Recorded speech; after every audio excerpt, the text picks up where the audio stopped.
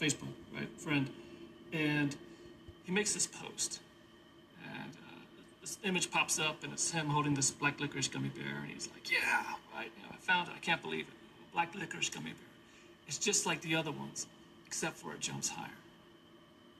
I write, well, "Wow, really?" And he says, "What, Loki? It's not racist. It's a positive stereotype." Now, before I could tell him there's no such thing as a positive stereotype, one of his buddies jumps in and says, "Yeah, and the yellow ones are better at math." That becomes a cue for all of his friends, his like-minded friends, to just to pile on. It just gets worse and just starts going downhill. And that's when I realized, I'm like, wow, these guys are racist. They don't even know it. And that's why I'm making this film, because doing nothing's not an option.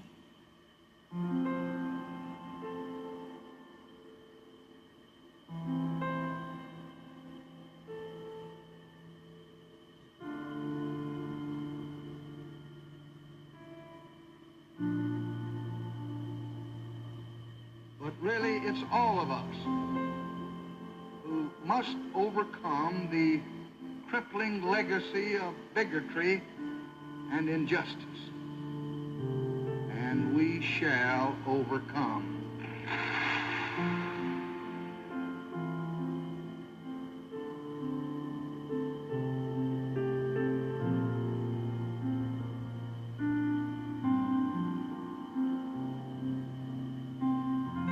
I don't know if I could have done what my mother did. I don't know if I would have joined the freedom rides or sat at the lunch counters. But I also know that because of her, I don't have to. And yet my family's darker legacy compels me to speak publicly about my family's and our nation's past, to try and help right the wrongs we all face today.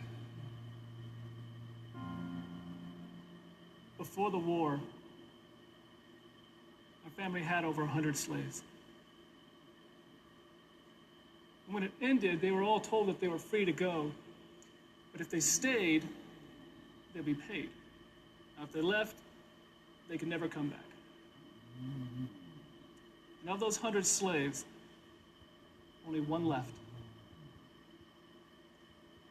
Because that's how well we treated our slaves. They were like family. My grandmother loved to tell me this story. And I loved hearing it. I took pride in it. And it was such an ingrained part of our family's history that even my mother shared it with Ebony Magazine.